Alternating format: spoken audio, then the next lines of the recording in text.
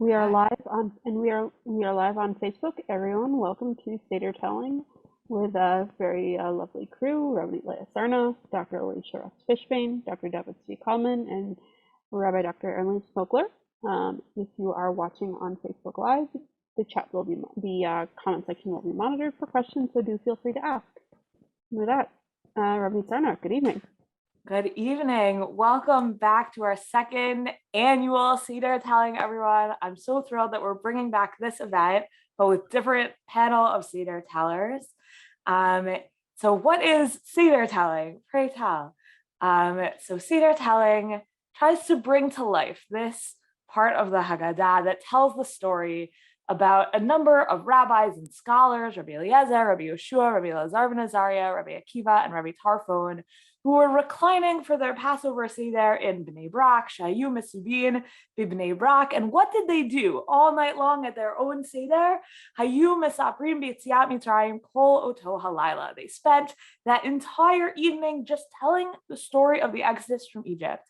And the way that I imagine that Seder going is that they just told the story. They were not sitting there with a Haggadah with their own names in it, reading the Haggadah. They were just discussing what happened. What was it like? What are we supposed to be remembering? And so that project of telling the story of the Exodus in our own words, with our own experiences and expertise behind it, that is what motivates the dream for Seder Telling. We will not go all night. We will not go until the time of the morning Shema has arrived. Hopefully we will have some time for your own questions for our Seder tellers. You can put them into the chat as we go. If you're watching on Facebook, as Kayla mentioned, you can put them into the chat there and she'll be monitoring that. So really welcome everybody. And I want to introduce all of our tellers now. So first, we have Dr. Elisha Russ-Fishbane. He is the Associate Professor of Hebrew and Judaic Studies at NYU. He is a historian of Jewish culture in the medieval Islamic world and a scholar of medieval Jewish thought, law, and literature. His first book on the movement of Jewish Sufi pietism in medieval Egypt, which is called Judaism, Sufism, and the Pietists of Medieval Egypt, a study of Abraham Maimonides and his circle, won all kinds of awards. And his second book sounds really awesome also, so you should definitely check it out. And he's currently working on a study of how Islam, both as religious rival and political power, was portrayed in medieval Jewish literature, as well as how Muslims were depicted in the daily documents of Cairo. Dr. Zvi Kalman is scholar in residence and director of new media at the Shalom Hartman Institute of North America, where he was also a member of the inaugural cohort of North American David Hartman Center Fellows. He leads the Kogod Research Center's research seminar in Judaism and the natural world, and he holds a doctorate from the University of Pennsylvania.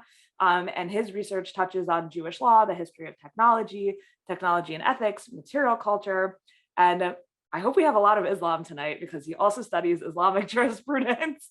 And he is the owner of Print to Craft Press and KLM NOPS Art House. He puts out a Haggadah, so you should definitely check that out. We have also Rabbi Dr. Erin Leib Smokler. She's the director of spiritual development and internship coordinator at Yeshivat Maharat, where she was a teacher of mine. She also teaches Chassidut and Pastoral Torah.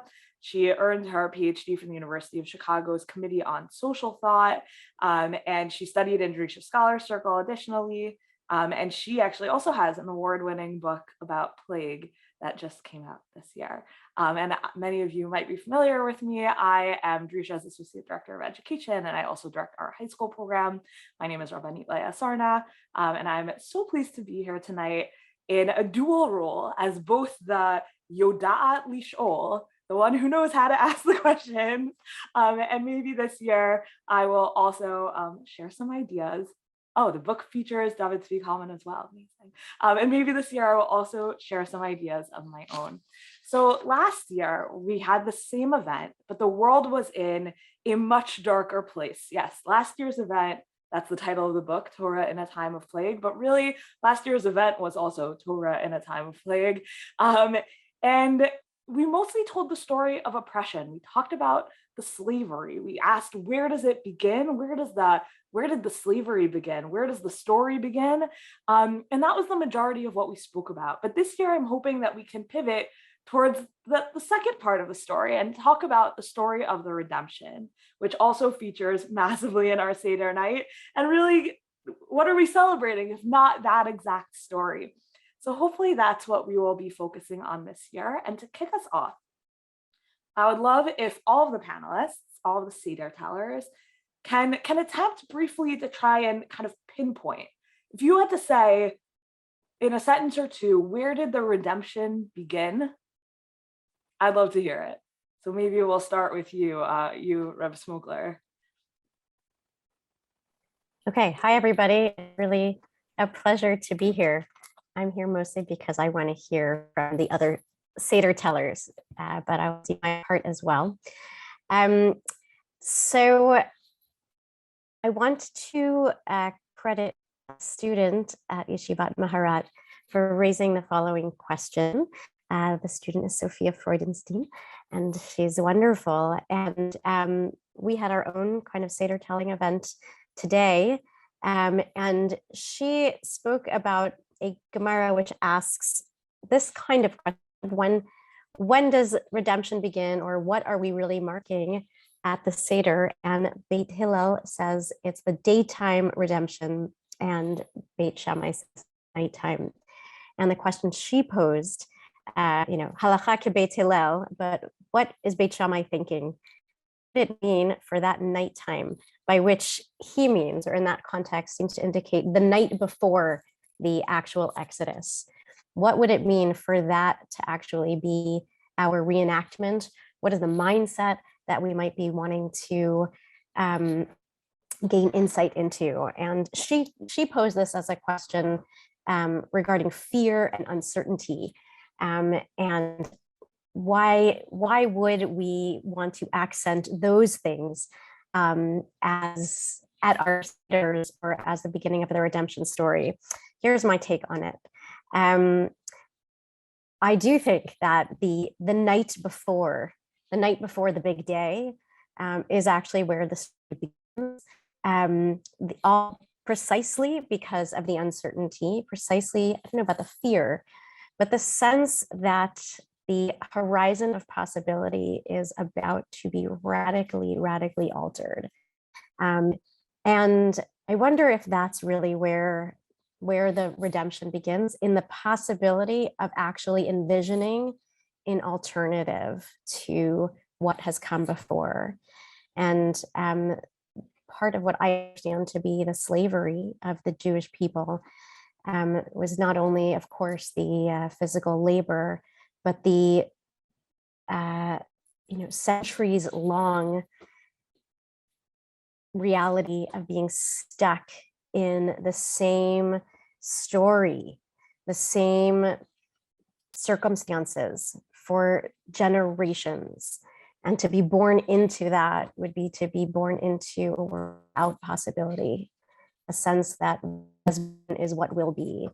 And I think that maybe Beit Shammai's perspective, which is that this redemption began the night before Yetziat Mitzrayim, might be an invitation to actually consider as a big part of the redemption just the excitement and the anticipation of something changing, of something new emerging, without knowing what at all that is going to look like, but just actually kind of leaning into the idea that tomorrow actually is another day that might yet bring something different than what has come before.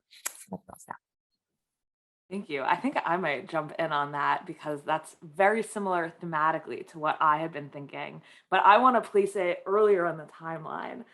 So I would place that same kind of feeling and thought at Vatechayana et Hayaladim, like at the midwives keeping those children alive and the parents having children. Last year, we spoke kind of at great length about the hopefulness of the women in Egypt who were seducing their husbands and telling them, yes, like it's worth it to keep having children. But to place it within the biblical text would be from that moment where the midwife said, I don't care, we're going to keep these kids alive. And I've been reading kind of recently about like the doomers generation, which more or less refers to people my age who are not having children because of impending climate crisis. And what does it mean in a situation that feels like doom to continue and to perpetuate your people and to perpetuate your story? And to me, what that means then, and to pinpoint it so early in the narrative, is that redemption starts to flower even while the oppression is very much ongoing. And that's where, if I were going to pinpoint it, I would put it there.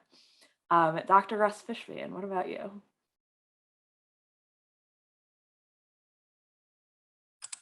There we go. So can everybody hear me? Okay, it says I'm muted, but it looks like I'm not. So okay, great. I really appreciate what both of you just shared about this idea that the redemption begins before the leaving. And in fact, we have two different terms. We talk about Yetziat Mitzrayim, and we talk about Geulat Mitzrayim. But there's a leaving and there is a redemption, and they overlap, but they don't necessarily have to be identical.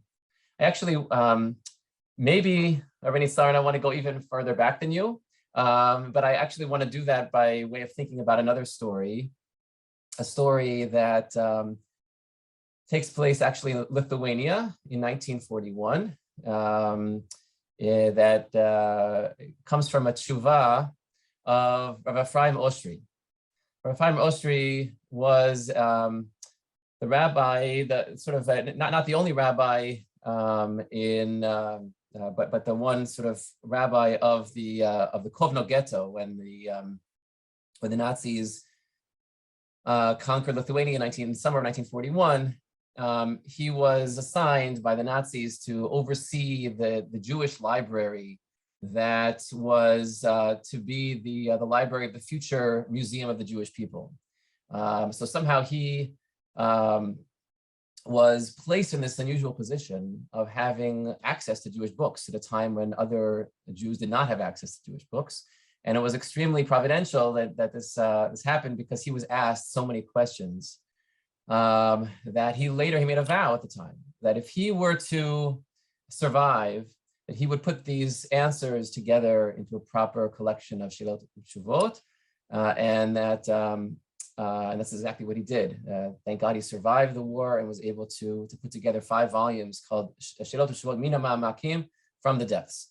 There's one story that he tells of a man comes running up to him in the ghetto and asks this question that Rabbi, as you know, we are currently enslaved by the Nazis.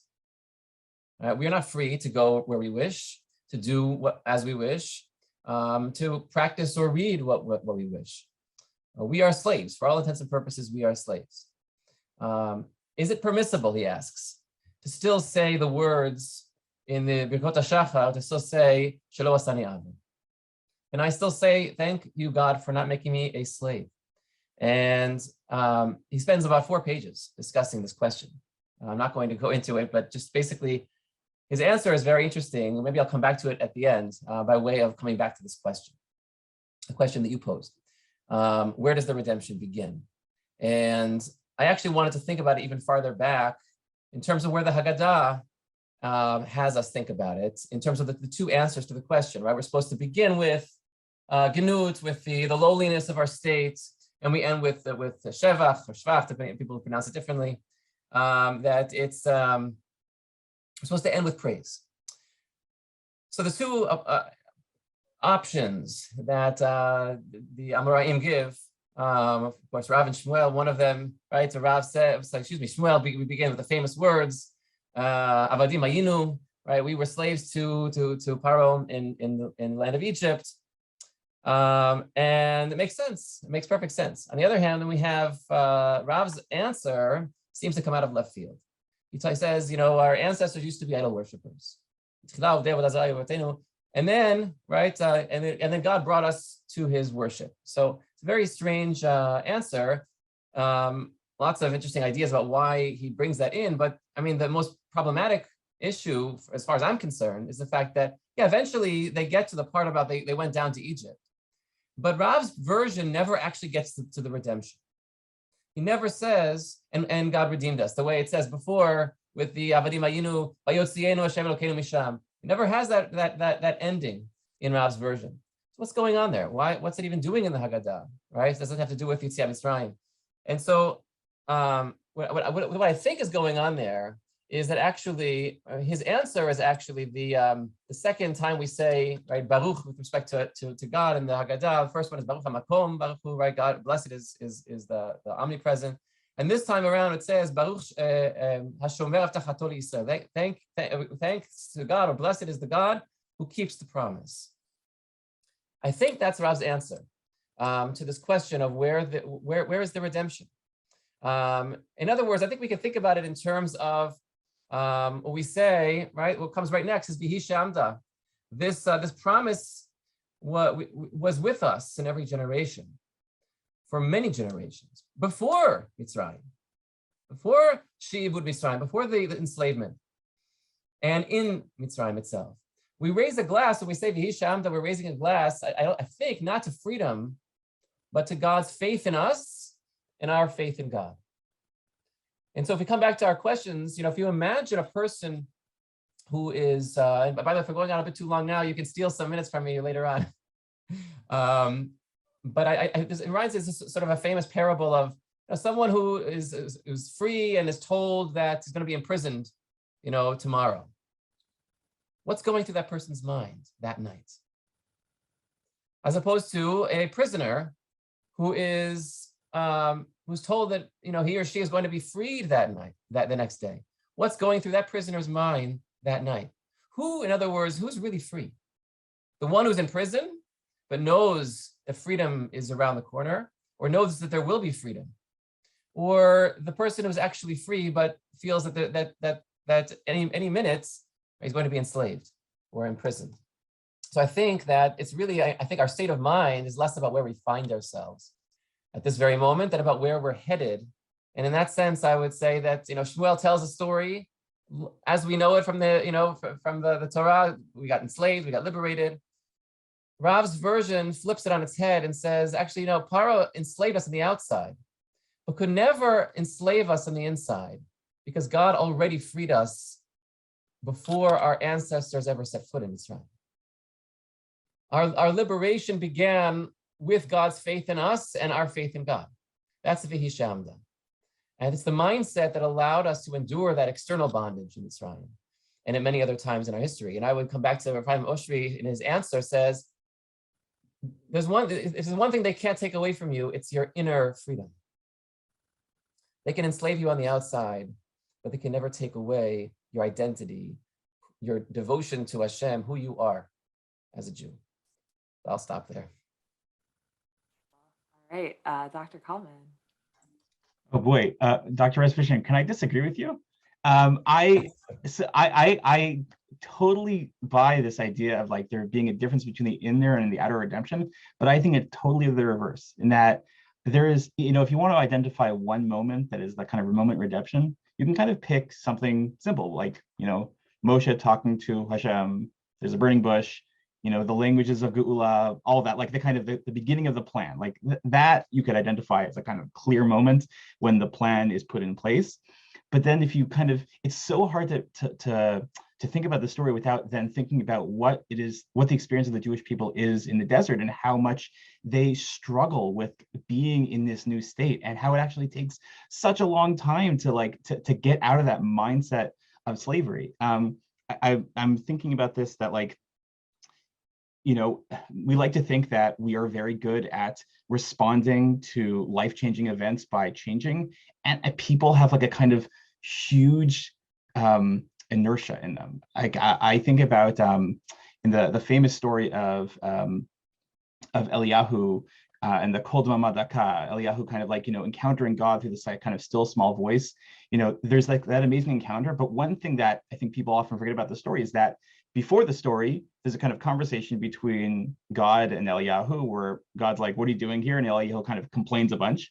And then God reveals God's self to Eliyahu with like all this, like, these fireworks and amazing stuff. And then the Kol Daka. And so Eliyahu has some kind of experience of God. And then afterwards, God's like, what are you doing here? And Eliyahu says the exact same thing. Like he doesn't seem to be changed at all. And that's like, oh yeah, that's how people work. Like there's not like, you don't get to flip a switch. And the other thing I'm thinking about is like, is kind of to bring into an American context about the way that we think about slavery in America. Think about like the holiday Juneteenth, for example, right? Like Juneteenth doesn't celebrate the day that Abraham Lincoln signs the Emancipation Proclamation, which is January 1st. It celebrates something that happens like 2.5 years later, when like finally this edict makes its way over to a particular part of Texas, and even then it takes like 150 years for that date to become a federal holiday. So like these things are like so excruciatingly slow. So like I on the one hand feel like there's like that kind of outer redemption, but like to actually have the redemption work its way inside is so hard. So I want to keep pushing on this inside redemption piece, and this time we'll start with you, Dr. Kalman. So just prepare yourself. I'm wondering if you can put yourself into the shoes of an enslaved, or sandals, let's say, of an enslaved Israelite in Egypt, when they imagined what their freedom might look like, if let's say they did, when they imagined it, what were they hoping for? What were they dreaming of? Like, what did they think that could possibly look like? So there's this story that I first came across when I was a kid in the Big Book of Jewish Humor by I.L. Peretz, called Bansha the Silent, which is about like this person who dies, he goes to heaven, and there's like they kind of tell the story of his life and how he was like this amazing, incredible person who endured so much suffering over the course of his life, and it was all terrible, and yet like he never cursed God, like he was never ungrateful, and he finally dies, and that's like, okay, you can get whatever you want, and he says like, I just want like some butter with toast every morning. And like he has like no ability to think about what he wants, because like he's so much in that space that he actually he can't get out of it. And like that made a huge impression on me. Like it's so hard to even develop that sense of want when you're in that moment. That's my response. Yeah, great. Rabbi Smokler, what about you? The question is, what are the Jews dreaming? Yeah, what did they dream when they dreamed of freedom? When and if they dreamed of freedom? Okay. So I appreciate what was just said about the difficulty of dreaming in that position of captivity, and the length of time it would take to find oneself into a dreamscape again. That being said, here's what comes to mind for me. It's also related, or swirling in my mind from the questions that were asked before about when redemption begins. And I think my response was redemption begins when one can imagine the possibility of redemption. So just two related texts or thoughts to that. Rabbanit, Sarna, perhaps we studied this ages ago together, I'm not sure. But the Kedushas Levi on Az Yashir, and the question that arises on Az Yashir is about, or pertains to, the oddity of the grammatical structure of Az, moving backwards, and Yashir moving forwards. Kedushas Levi suggests that Israel actually composed the song of Yetziat Mitzrayim, the song of Az Yashir while still in Mitzrayim, with the emunah, with the hope, with the anticipation that there would come a time when it would be appropriately sung. A similar idea comes up with Miriam and her famous timbrels, and the women dancing, and midrash that suggests, or that at least wonders where those instruments came from. After all, they left b'chipazon. It's not obvious that the thing that you might take if you're leaving in a rush would be your instrument. But the women are credited there for actually, again, having the anticipation, the emunah, the hope that there would come a time where they would need their instruments, where there would be occasion to sing and dance. So coming back to the question of what might they be imagining, I agree with David Zvi that they probably don't know at all what lies on the other side. But both of these ideas of both taking an instrument or composing poetry while still in a position of slavery, hoping that one day in some way, some unknown way, would be a time to sing, to dance, to recite poetry. That to me is, again, the moment of hope. And the vagueness of a dream not yet fulfilled, the shapes of which one couldn't even quite fathom. And Dr. Russ-Fishbane, I want to pick up on this question too, but I want to add in, we got a great question in the comments. Isn't this question comparable to our own concepts or beliefs or dreams for a messianic age? And so what do you think of the limitations of dreams? Or if you were standing in their sandals, what would you be able to dream of? And then standing in your own shoes today, do you feel like those seem maybe limitations apply to our own future redemption?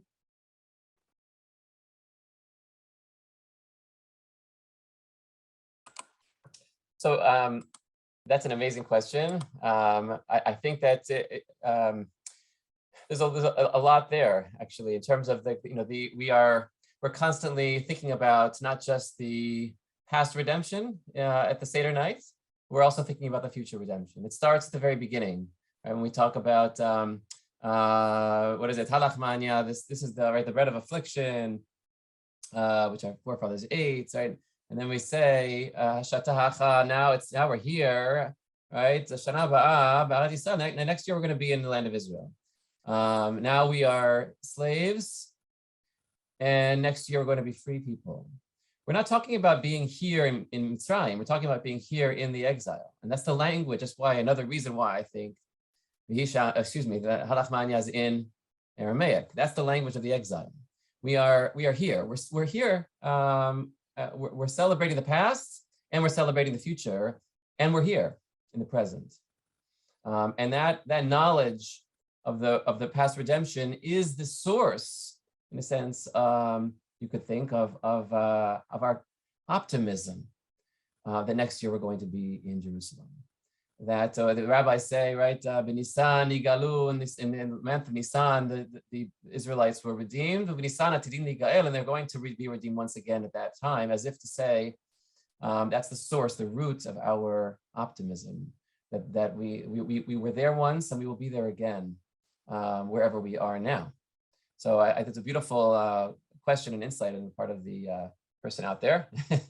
I actually had a slightly different thought about this, more down to earth, if I may, in terms of how would I imagine what freedom might look like, and I think about this in a couple of different directions. One is that maybe it's a famous speech that the Jewish British philosopher Isaiah Berlin gave back in the 1950s.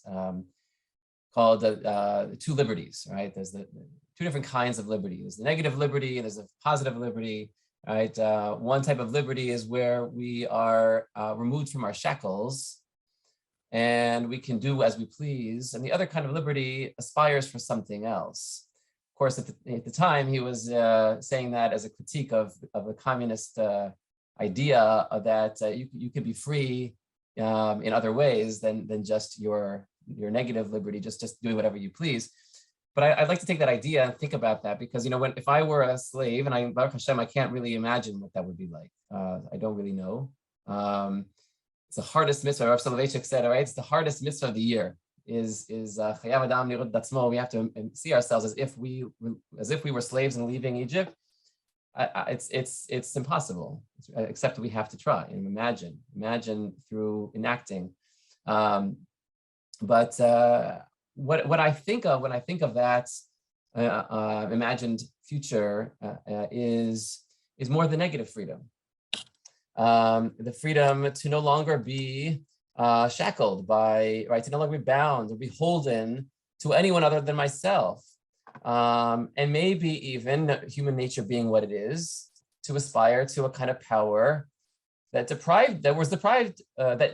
you were deprived of for so long, right? In other words, to imagine yourself in a kind of as now in a position of power over one's destiny, power over one's choices, and maybe over power over others. I think that there's something in the laws of the Torah that understands human nature being what it is and anticipated this. In fact, Nechama Leibowitz, of blessed memory, asked this question on Mishpatim. Why are the first sort of extensive laws after the Decalogue, right? The first extensive laws, they begin with the laws of slavery. What's going on there? Why of all things to start with? And she says this beautiful comment that actually the Torah is extremely sort of, it plumbs the depths of the human psyche. That in a sense, the first instinct that we might have as free people is to then reverse that power dynamic over others. And the first law that we have to be given is how to set our Hebrew slaves free. And actually back in the fourth commandment, it says that right, that you're non-Jewish slaves, non-Hebrew slaves, they all have to rest one day a week, just like you rest, to treat them as human beings, to accord them a dignity as human beings, not they're sort of subject to whatever power you wish to subject them to. So there's something, I think, to that, in the sense that number one, I think that the Torah asks the people of Israel to imagine themselves not as just sort of free to do as they wish, but to become Avdei Hashem, to become subject to a higher law. And number two, to internalize the dignity of others to the point that when you have that freedom, you use it as an opportunity to learn self-control and even compassion and empathy for those in that position. So I think that's maybe a little bit of the darker side of what it might mean to envision oneself free, and maybe how the Torah tries to counteract that in its own way.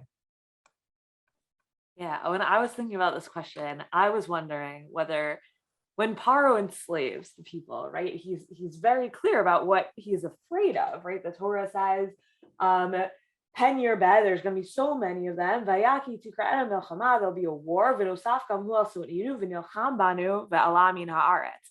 They'll join in with our enemies, and they'll fight against us. Ve'ala min ha'aretz. It's a little bit unclear, kind of exactly what that means, but my grandfather suggests that maybe it means they'll rise up and take over, and that actually what Paro was afraid of was that he would lose power and Egypt would become like an Israelite state, which is a pretty amazing idea and dream, and something that you could imagine in vengeance you would absolutely kind of dream of.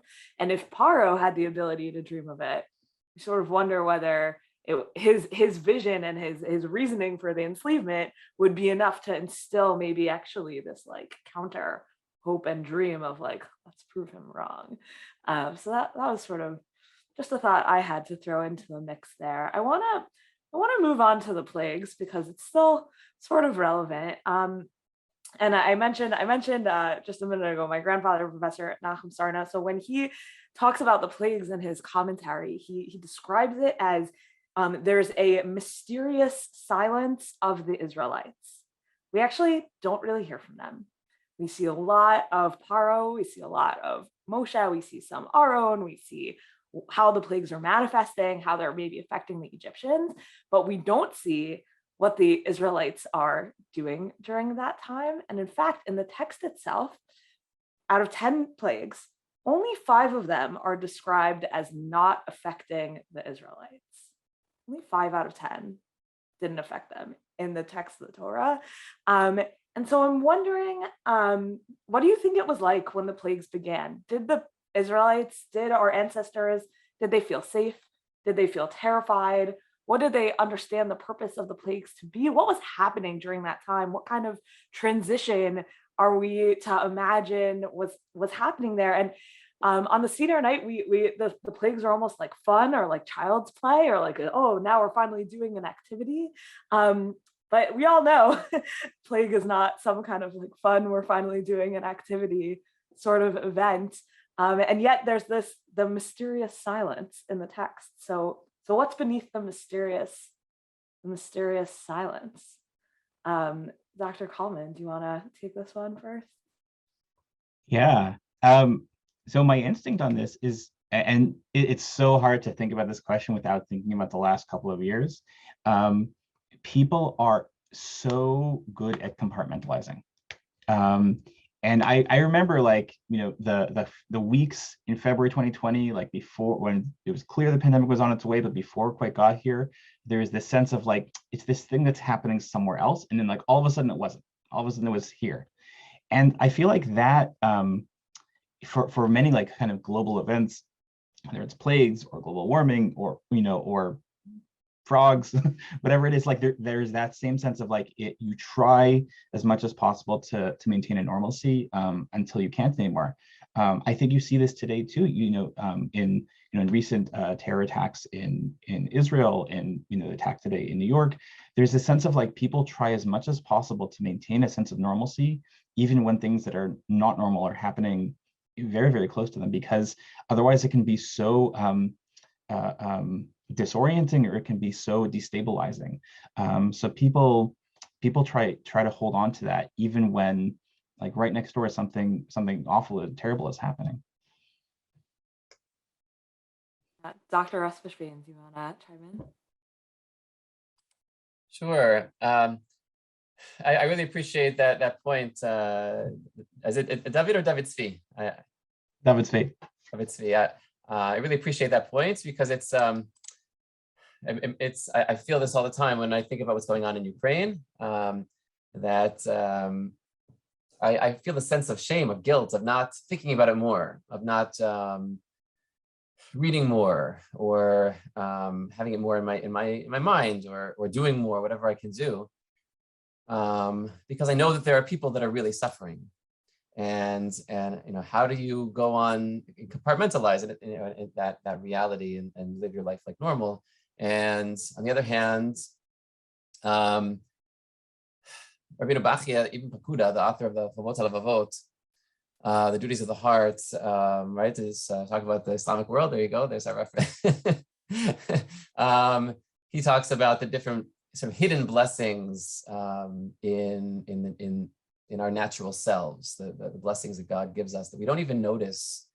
He talks about some things that make us so human, things like our ability to remember and our ability to forget, that are sort of, in a sense, unique to us as human beings, that we, and what is the blessing of forgetting? In a sense that if we remember the pain all the time, then I think it would be paralyzing. And but yes, I think compartmentalizing is a natural instinct, but it's also in a sense a necessity. That said, it kind of the way that I think about this is about this question of the plagues is, I think very much in a similar sense of what it means to witness other people suffer. Because yes, I mean, it's a very important point. Rabbi Sarna, I think that you made of your grandfather, blessed memory, that who's actually my father's teacher. We've talked about this. It's a very, very special connection. That maybe not all of them were. It doesn't say that they didn't experience all of them, but the impression that I get is that the plagues happened to the Egyptians, and the people of Israel were witnesses to it. And so really the question for me is more, what does it mean to be a witness to other people's suffering? And in particular, the suffering of those who were your persecutors. What does that mean for us to witness that? A very interesting line in Pirkei Avot that Shmuel HaKatan, who says, right, everybody's quoted for different things that they say, And what is Shmuel Katan quoted for? When your enemy falls, don't rejoice. The problem is that, I mean, that's a verse. It's a verse. It's a verse from Mishlei. What does it mean to quote him? It's like me. It's like somebody quoting me for quoting a verse. Elisha said, Bereshit bara Elokim. Well, what's the addition there? But I think, Rav Kook actually makes this point that he was the one chosen to formulate the bracha v'lamashinim, that those, or v'laminim, if you're Sephardic, different versions of the prayer that those among the Jewish people who plot against their own people, right, should not come to a good end. But that that prayer needed to be, says Rav Kook, needed to be formulated by someone who didn't rejoice in the downfall of other people, in order to make it pure, to make it more about rejoicing and not being and in their hands and their clutches, as it were, rather than rejoicing at their downfall. So it's actually, I think this is where the rabbis step in some ways. Number one is we have the famous midrash that is cited by the Beit Yosef in the discussion about the Haggadah, where he says that that's why there's a custom to take out some of the wine when you're reciting the plagues, so that we don't rejoice completely, right? The wine is a symbol of not only our freedom, but also of our rejoicing, and that we take a little bit out as a way of indicating that our joy is incomplete when anyone is suffering. So that's one, I think, answer that the rabbis give. And another sort of variation of that is the famous midrash that that during the plague of darkness, right, the Mitzrayim couldn't move for 3 days, but they somehow survived. The midrash asks, how did they survive? It says that the people of Israel came into their houses and helped them with what they needed. They helped them, eat and drink, and these are their persecutors, but there's something, I think, there for us to think about in terms of what it means to witness other people suffering, even when they made you suffer. As long as we have that humanity to see the suffering in others, that's a sign already that we are free people. And just also maybe reminds me a little bit of, honestly, Viktor Frankl in his Man's Search for Meaning, when he talks about, what was that quality that allowed certain people in the camps to go on and not be, live the living dead, as he called it. And he says that it was the ability to think of a purpose beyond your physical survival that paradoxically allowed you to survive. The ability to see others, almost like the Rasha wouldn't have been redeemed because he was Motzia, that's Momin HaKlal, because he didn't participate in the suffering of others. He separated himself out. I think as long as we can see, witness and take it to heart, I think then that's where the redemption is real. So that's my little thought on that question of witnessing other people's plagues. Now to the editor of the Torah in the Time of Plagues, Rabbi Smokler, please. To address the same question? Yeah. Can you repeat it?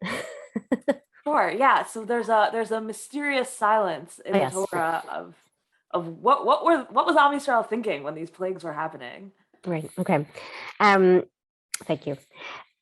Thank you for the question, but also for pausing there to notice that it's not really something that I've thought much about before.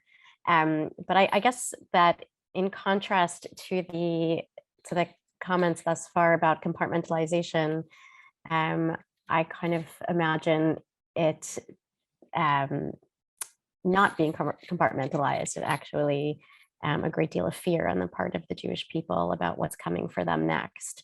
And I wonder about Makat Bechorot, the final one, and the externalization of, right, what is a Jewish home, which ones shall be passed over. I wonder if that is in some way what the Jewish people needed at the end, when it's hitting its climax. What they need is actually something physical, something visible that can help them perhaps either remember or trust in their the difference of their faiths. And so it seems to me that actually it would be most natural for them perhaps not to compartmentalize, but actually to see themselves perhaps as vulnerable in the same way. There was something else I wanted to say, though, related to what was just said, but I will have to come back to it. Sorry. That is totally fine. I would like to turn our conversation now to reparations. Reparations, or like leaving Egypt with great wealth, was promised to Abraham at the Brit Ben Abetarim, the covenant of the pieces, and then it's promised to Moshe again at the burning bush, and then it actually happens in the Exodus 12. And I guess, reparations, not particularly like this year, but in general, have been sort of a hot topic in the United States in recent times. The Talmud, when it discusses these reparations in Sanhedrin 91a, it imagines the Egyptians suing the Jews in Alexander the Great's court, which is just a really fun thing to imagine. And they say, it says in Exodus 12, it says that you borrowed them from us. You asked to borrow them. So we would like them back. We would like the wealth back, is what the Egyptians say. And the Jewish response is sort of like, okay, well, if that was a loan, then we would like back pay for all of the hundreds of years of slavery and for this number of people. And it says that the Egyptians requested some time to talk amongst themselves, and they come back, and then they sort of like never come back, and also that they like leave behind all their property. And it was a Shemitah year, so everyone was excited because they had actually grown stuff in their land, and so there was food to eat that year. But it does seem like, and I'd be interested to hear if you're familiar with that, the Gemara in Sanhedrin 91a, and loads of other texts also that are sort of, there's a certain ambivalence there. On the one hand, you didn't pay us, and on the other hand, this thing that the Torah describes is not payment, and that there's a certain ambivalence about collection of payment here. So what? If you were there, would you have wanted payment, or would you have run out of fear? Because there's something about what you just said, of like always this fear of like what's gonna come next. So if I steal from them on the way out, have I left in safety or not? And so maybe, if you were there, would you have gone and taken anything? But then also, like, is it right? Should we go after Egypt today and request all the extra money? So a discussion of reparations, and perhaps this time we'll start with Rabbi Dr. Smokler. Okay. I recall now what I wanted to say before. I'm going to weave it in to this. And I think that the question of reparations is related to some of the themes of vengeance that were discussed. Right? Do we deserve back pay? Should we demand that from our oppressors? And the instinct to push in that direction. And as Dr. Russ-Fishbane points out before, the way in which the Torah itself seems to try to mitigate against that going forward, tries to encourage a different kind of discourse where we don't actually have to mete out suffering on others just because we ourselves experienced suffering. So that's one way of saying that, to the degree that reparations here are seen as, again, a kind of payback, I would like to imagine, and I see in the rabbis' ambivalence, a desire to imagine an alternate picture, one that doesn't try to take out our hostility on the Egyptians, but actually finds a different way forward. And I just want to share an insight that I heard today as well. Unfortunately, I don't remember the source that it was sourced in, but it was a beautiful read of Shvoch Hamatzcha, which I gather is, it's not, physical repayments, but is its own kind of seeking of vengeance. And it is suggested that perhaps one way of understanding Shvul Chamatcha is both to recognize the the humanness of the desire for payback, the humanness of perhaps seeking out vengeance, and the recognition, though, that it's not actually within our hands to mete out. And that Shvul Chamatcha is a way of both acknowledging that desire and also giving it to God, so to speak. You do that, God. You take care of that, whatever that means. But we people down below, we will not act out of vengeance, and we will not pay it forward in these negative ways. So that's not a direct response to questions about property, but I think thematically, at least, it speaks to some of the issues at play. Yeah, Dr. Kalman, thoughts on reparations?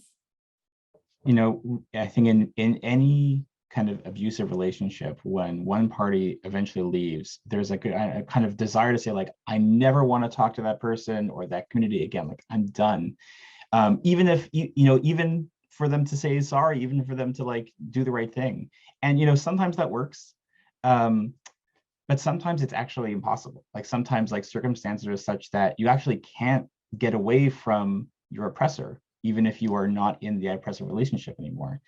I'm thinking on this about the kind of really fierce debate in Israel in the 1950s around reparations from Germany, where there's one faction that's saying, like, of course, like we just accepted like 500,000 Holocaust refugees, like of course we're going to take Germany's money, and the other people saying, like, never in a million years would I want anything to do with that country whatsoever. And obviously the reparations side wins out, but there's like this huge riots, like it's a huge debate, and it's so tricky. I think with Egypt in particular, it's funny because, like, on the one hand, like we celebrate leaving Egypt, but then if you look at like the next how many thousand years, it's not like Jews ever stop having a relationship with Egypt. Like Jews are constantly in Egypt. Like if you like up until the 20th century, like the relationship with Egypt is in some ways like there's like it's like comparable to the relationship with Israel in terms of like the kind of population, like the center of culture, like the kind of the ideas that come out of Egypt. Like there's so much there. So it's never so simple. Like in real life, the story is they always have like these multiple steps, and so in that context, reparations is important because you kind of have to turn a page, and in some ways kind of like giving a name or giving like an amount to that change can do some good, even if it doesn't repair everything, but it allows there to be a kind of relationship moving forward. Thank you. I actually want to move on to a slightly different question, or a different question maybe altogether. But that same night when the reparations were extracted is also the night of Pesach Mitzrayim. Is also the night when people were eating the first ever Paschal lamb on matzah with maror, and they were painting the doors of their homes. And what I'm wondering from you, Dr. Russ-Fishbane, is if you were sitting at the head of the table that night, what's the conversation? What are you telling your children?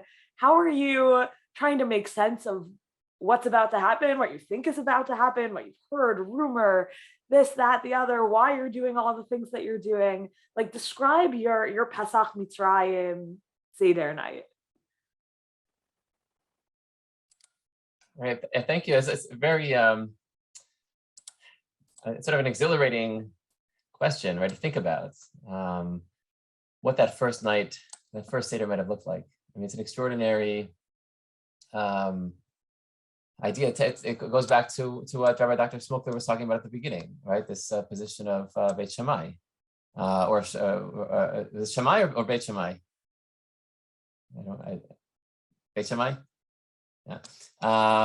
That the nighttime was also, in a sense, in a part of the redemption, that emet v'emunah aspect, that it's the truth on faith, that it's coming. What that it comes back to another question, which is why we celebrate the Seder at night in general. Why is it a night holiday, right? If we left in the morning, So what's that night, sound like? What does it look like? In a sense, so what does it mean to celebrate the reality of leaving before you left? When there's a sense of that also, I think, to kind of come back to the sense of the fact that the first Seder, right, is sort of the model Seder for the future, in the sense that it starts in the home with the family, right? What is the significance of that aspect of it also? So the way that I sort of begin to imagine this this idea is to think again about maybe the idea of that the sort of the purpose or the significance of that moment is in the understanding that that they were developing, in a sense, their destiny, which is both a national destiny and a family tradition. And something about that experience, which is the fact that that they are being born, in a sense, as a people that night, but that birth happens differently for each and every family, for each and every group or cohort, right? And I think that in a sense, is really at the heart of the way in which which the Torah itself, basically tells us what's going to happen, that your children are going to ask you. Right? It doesn't say that next generations are going to ask. It's your children. There's something about that first night which models for us all other nights, all other generations' experience with the Seder night, which is that there is a very profound way in which the Jewish people is rooted in this family dynamic, this family drama, where the children take their place, where the children begin to become part of the dialogue, where the story includes them. And so I think that that's part of what's, it had to be done in the home. You couldn't leave your home. The redemption started with the family sort of awareness that we're starting something grand, but that how you create something grand is not on a grand stage. It's not sort of like a political act. You start something grand by doing the small act of teaching your children, of modeling for your children, and allowing your children to ask and become part of that saga, that story. That's a little bit of what I think about, just to get us started. Yeah. So, Dr. Kalman, you have actually written a children's book about Passover, and I wonder, like, what's the message or the idea or the theme behind the children's book that you would have read at your Pesach Mitzrayim Seder, should you have been there and had the opportunity? Oh wow! Now my wheels are turning. Like, what would that look like? That would be fascinating. I agree with a lot of what Dr. Russ-Fishbane said, and I feel like so much of what you do as a parent is providing context for your kids, and there's also this sense of both wanting to impart to children a sense of history, like a sense that giving them a past and like a kind of lived memory past that they wouldn't have otherwise, but then at the same time kind of withholding certain things as well. And I think, like, especially in that moment, when you have like a generation that has lived its entire life in slavery, speaking to a generation that's about to live its entire life free, it's so critical to think, like, how do I make sure I like have my Masorah and my like anti-Masorah, like the things I want to transmit and the things I totally don't. And like that's something which is, I think it's hard today. Like, certainly lots of people are struggle with like, how do I make sure like I raise the kids with the things I like, but like if I had suffering, I don't want to impart that to my kids.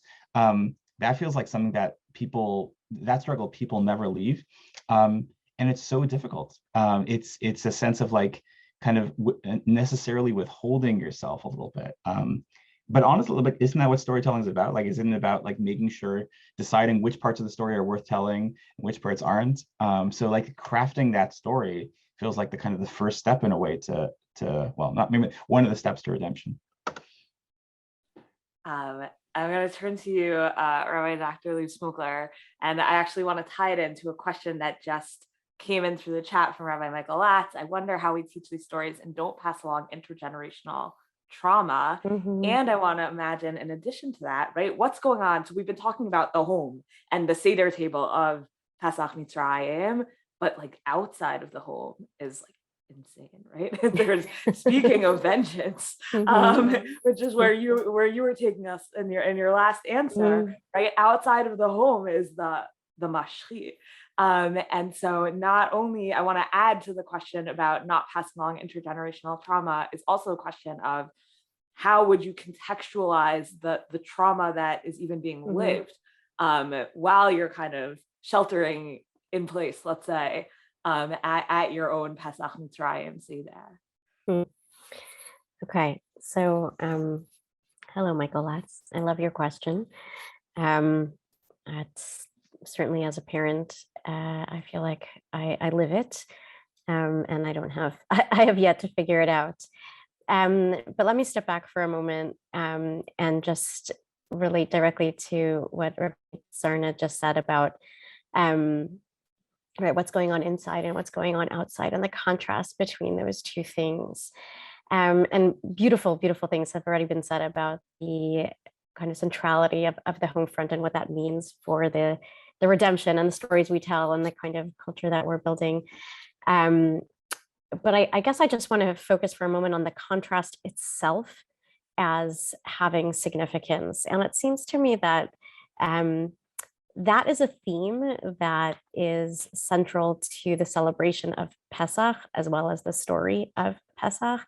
And that is the way in which we bring opposites together and somehow try to live with them. So I mean that both very literally, ritually, bringing together, the maror and the charoset, and, making sure that we dip, whether right, the karpas, which is a sign of rejuvenation and spring, but we also put it in the tears of the Jewish people.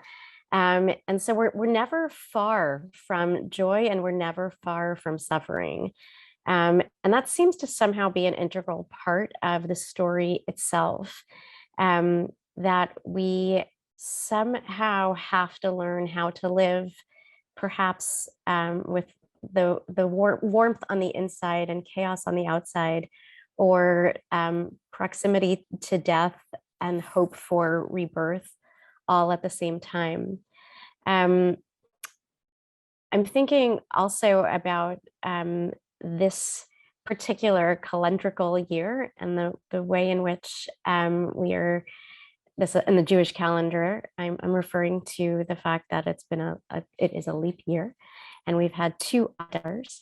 And this brings to mind an essay I love from the Pachad Yitzchak, Rav Hutner,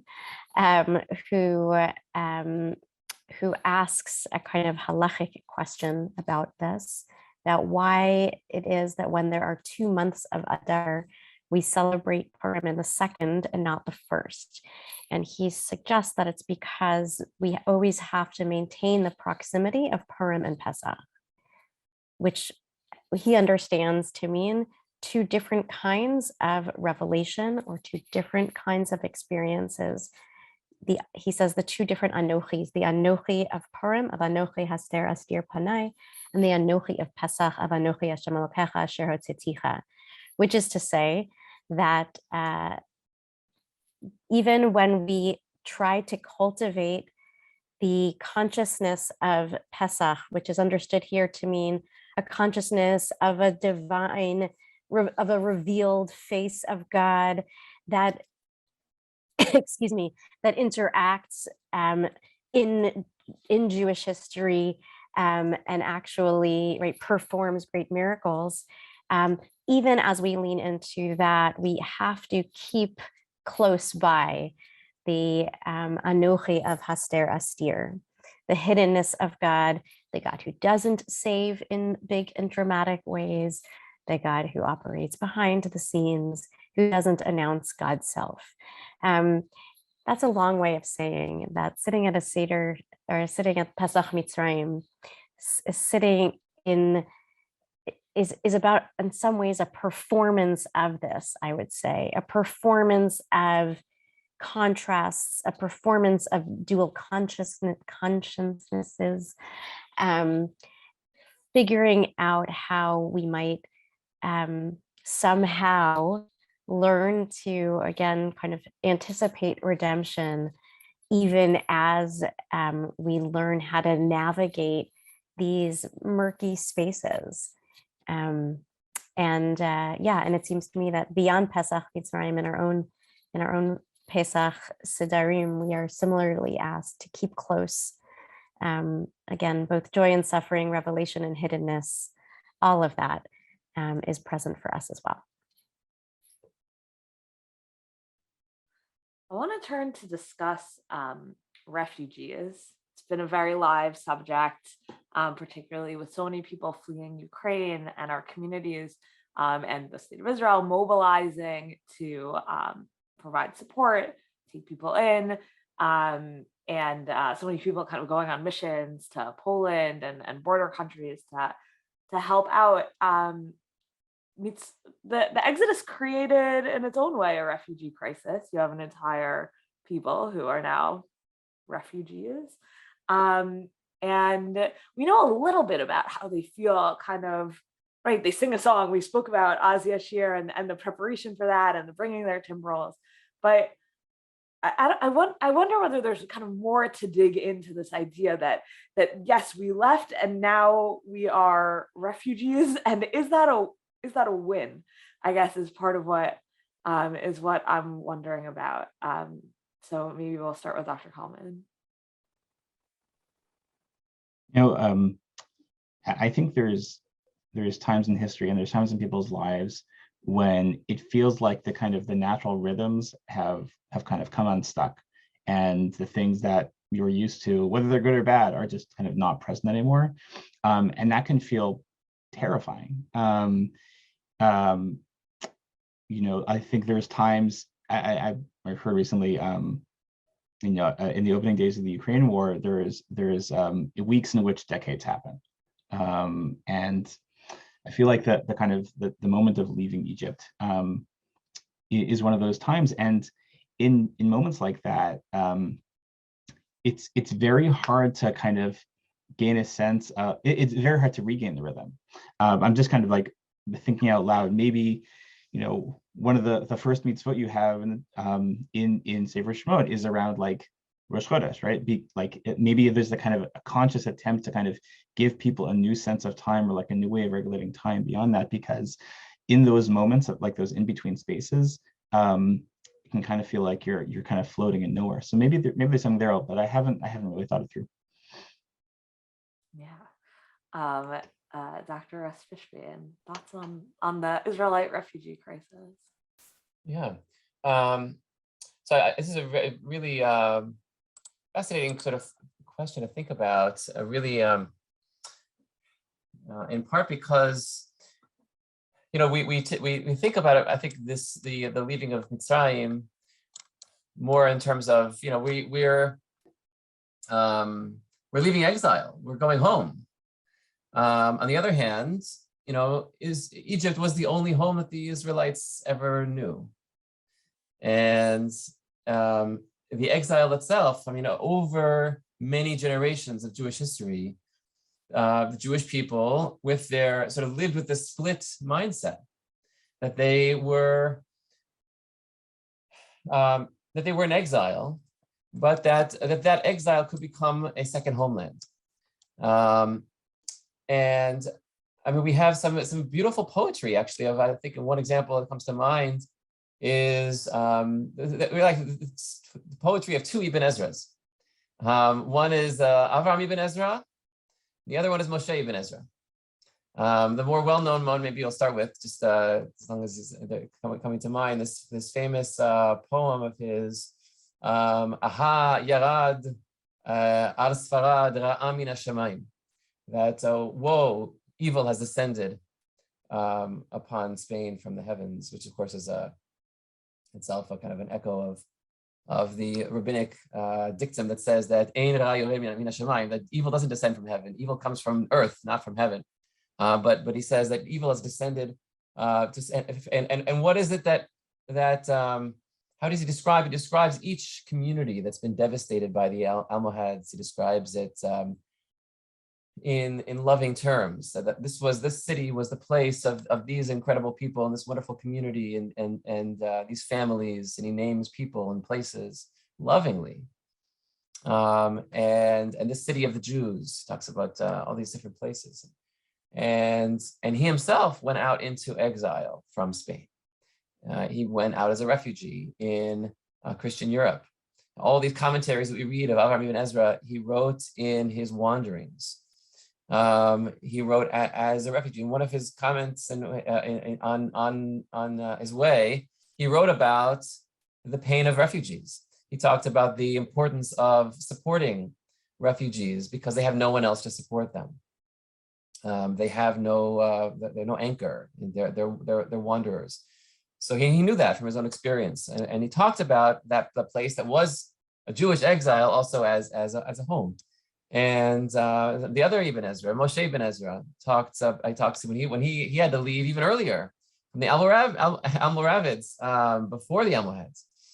He had to leave Granada, and he left for the Christian North, and all these poems that. In his secular verse have these sort of echoes of "If I forget thee, O Granada," right? Which and similar kinds of language that recall his kinot over Yerushalayim, he uses in his secular verse to describe the places that he left in Spain. So there is a split mindset there. That it's on the one hand it's our exile, on the other hand it's our home. And it's really our only home. So that I think is it takes time. I think really for the refugees themselves, there's no need to remember to take seriously what it means to be a refugee because you're living the experience. I think where it comes home for me is the fact how much emphasis the Torah places on the next generation internalizing, right, that experience. The next generation have to learn, have to ask, have to become a part of that experience. And the way the rabbis talk about, every person has to envision him or herself as if each one of us left Mitzrayim, right? It's everything we do. It's like we're enacting something. This beautiful Sephardic practices of standing up and putting the sack on your shoulder and walking. Where are you going from? Where are you leaving? I'm leaving Mitzrayim. Where are you going to? I'm going to Jerusalem. And they walk around the table. What's going on there? I mean, it's something that happened in the past. It's a painful experience. It's a trauma. Why are we trying to remember that experience of being a refugee? I think that's a part of that is maybe two answers to that I would think of. One is connected to maror. Why it is that we have to taste the maror. If you swallow matzah and you don't taste it, you fulfilled your mitzvah. But if you swallow maror and you don't taste the bitterness, you haven't fulfilled your mitzvah. You have to taste the maror. You have to not only remember the good, you have to experience and remember what was terrible as well, and experience it together. I think part of the reason for that is a second aspect that I was kind of thinking ahead to, which is where the Torah wants us to go with that consciousness. When it says, famously, "V'atem yidatem et nefesh hager, higerim beitem be'eretz Mitzrayim," the soul of the sojourner, of the stranger, right? Because you are one of them. You have to take care of the poor and the widow and so on. Why? Because it was right. What is it? Alken, right? It was for this reason that God did this for you, so that you treat the vulnerable people in your midst the same way. There's something I think about the pain of that experience of leaving with nothing, of leaving the only home that we ever knew, and taking with us the trauma of that bondage. That we have to remember that too, because the next generation forgets, and we need to remember it, because if we don't remember it, then we're not going to live it for the people that are living it now. That's my thought on that. Yeah.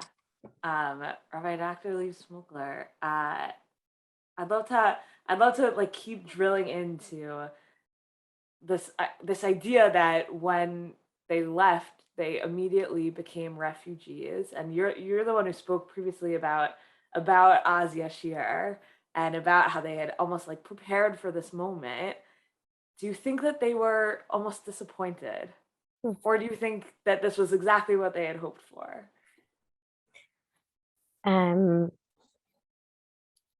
It's interesting to consider the Jewish people as refugees. I think that, the stories that we have in the Torah tell us clearly that yes, they were disappointed. Yes, they were afraid. Yes, they were whiny and hungry and thirsty and had a lot of longing for home.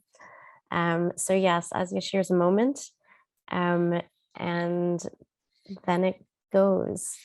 And I think it speaks to the earliest question we talked about tonight, which is sort of the beginning of redemption and maybe the pacing of redemption that David Zvi talked about. Takes time, and it is by no means a linear process. And it's something I kind of love about all those stories in the desert, is that it actually just gives voice precisely to the difficulty of freedom, and the pains of leaving home, even when that home has been an oppressive home.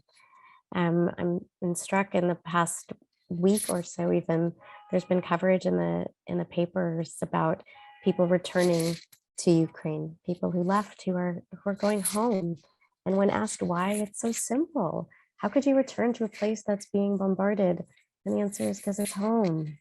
Because it's home. And so that the state of being a refugee is so profoundly destabilizing and so awful in so many ways that yes, a return home makes all the sense in the world. And so the Jewish people didn't have that option. They dreamt of it, they longed for it, and I understand that. I understand very much that the situation of in-betweenness that they inhabited, not for a day or two or a week or a month, but for years, would have been its own difficulty, its own challenge. One, of course, that, presumably, God took them in this indirect way for a reason. It seems maybe that they needed 40 years to flourish, to become new people, to not be refugees, but to find a new home. But I'm sympathetic to the journey itself, and I appreciate you kind of focusing us there. So for the last question, I'm going to ask you all to really keep your answers to like 2 to 3 minutes. I know it's hard. It's very, very hard. So it sort of seems like the story ought to not end with like this group of refugees wandering in the desert. And I'm wondering if you were the crafter of the Haggadah, if you were sitting at that Seder in Bnai Brak telling, in post-temple times, trying to piece together, like, how do we tell this story going forward? Where would you imagine that the story ends? With what event or message or theme? What is redemption, and when does it come to fruition? And maybe Rabbi Dr. Leib Smokler, we'll start with you. I don't know if I'm going to stand by this in 2 minutes from now, but here's just something that comes to mind for me.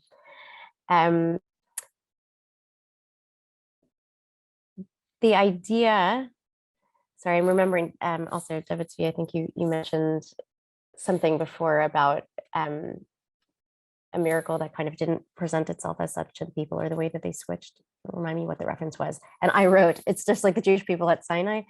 So I just want to go there for a moment and say that something really extraordinary that happens is, of course, revelation at Sinai.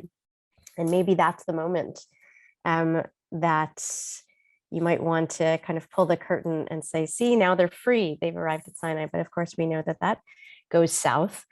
And it is not pure joy, but actually the moment of well, a different kind of freedom. And that is the freedom to sin. So that's what I'm not sure I want to stand by in 5 minutes from now, but at least I'll consider it as a provocation for us to think about.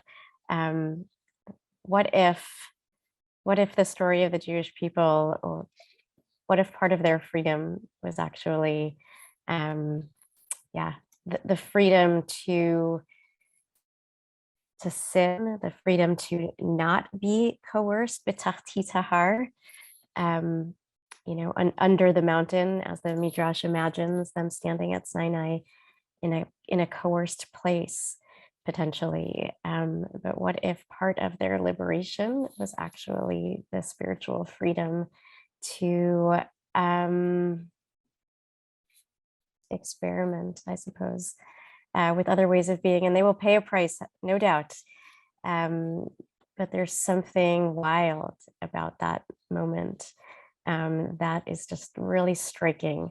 So I wouldn't want the Haggadah to end there. I don't think it's the end of the Jewish story, but I do think it's a moment on the way that is worth thinking about when we consider the different varieties of freedom that the Exodus provided. Right, Dr. Kalman, in three-ish minutes. I love the idea. So I want to play with it. That maybe it's the freedom to have redemption be boring. And here's an idea which I just thought of. You can tell me if it works or not. You have 4 cups of wine. They respond to like the 4 like Lashonot Geula. And you can imagine, like, why do you need 4 languages of Geula? I mean, perhaps because Geula comes in degrees, and there's different kinds of Geula. And think for a second about how the mindset that you are in the Seder when you drink each of those 4 cups is extremely different, right? Like the first cup you drink and you're like, wow, the Seder's starting, I'm so excited. And then like you wait and you're like going through Maggid and you're both excited, but you're also like, I am starving and I want to have something. And then the second cup comes and you're like, this is amazing. This is the best cup, like, and that's like the best one. And then you have your full meal. And then the third cup comes and you're like, okay, like I'm kind of done. And then the fourth one comes, you're like, oh my God, I forgot that there was another cup. And like, that's the one, at least in my family, like everyone just drinks grape juice. It's like, I can't handle this anymore. So like that freedom to kind of go from like, I'm so excited about this to actually like finding it kind of like a pain or like a bit of a drag, like maybe that's what redemption is. Wow. Okay. These were not answers I was anticipating. I love it. Dr. Russ-Fishbane. Okay. So from the ridiculous to sublime, maybe no. But I think that I want to take us back to maybe to the Haggadah a little bit and to think about, why is it that the central text that the rabbis choose to tell the story is not the story from Exodus? It's a story from the Mikra Bikurim, right? The story where they bring their first fruits and you tell the story and what do?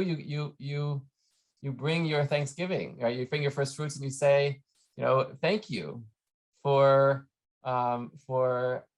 allowing me to go through this cauldron of exile to be able to have this deeper gratitude for every gift that I have. I think about that in the context of, why the Gemara tells us that we're supposed to go begin with right. We're supposed to start with our lowliness, and then you would think that we would end with our freedom, but it doesn't end with our freedom. I think where it ends is with our gratitude, with the praise of God, with our ability to praise, with our ability to give thanks. I think that's really where the story ends, if there is an end, it's where we are transformed and we become the kind of people who know how to praise, know how to give thanks. And I think there's something very deep there that the rabbis were onto by structuring the Haggadah in that way and by kind of giving us that signpost. That's where we're headed.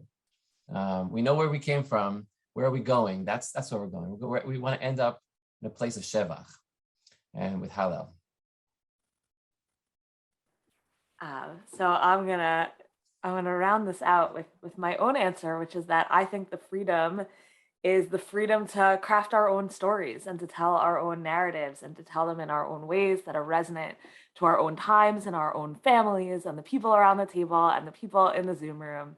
And there's a story that people tell about you, and then there's the story that you have the freedom to tell about yourself to your children and your, please God, grandchildren and your friends and your community.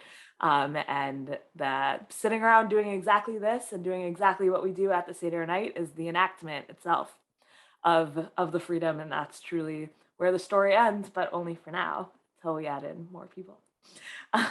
So that is part of what motivates me to run this event and to bring together just a fabulous group of thinkers and scholars to ask questions that maybe the Haggadah doesn't exactly give rise to, but that are there lying beneath the surface. I hope that the questions and the answers that were proffered tonight have been provocative and have offered so much fodder for thought and exciting, energizing, different conversations to have around all of our own listeners' Seder tables this year. And I hope that we will all, next year be gathered together in Jerusalem for an amazing Seder telling event in the temple courtyard. And until then, Chag Kasher Sameach, everybody. And just as people are, and I said this already, but I really want to thank all of our Seder tellers for joining in this kind of unusual, though now this year precedented event. And I hope it was as meaningful for you as it was for me to prepare and think about these questions. And as we are closing out, I just want to draw everyone's attention to one other Drisha offering for the Seder. It's a podcast. You can listen to it while you're scrubbing out your refrigerator, if that's not what you're doing right just now. But it's really just a very, very beautiful production of Rabbi Silver's Torah, together with songs that are performed by a Grammy-winning Andy Statman, and bringing some new tunes potentially to your Seder that can really enrich in a different way than the content and all the words from tonight. So with that, Chag Kasher Sameach, everyone, and thank you for learning with Trisha as always.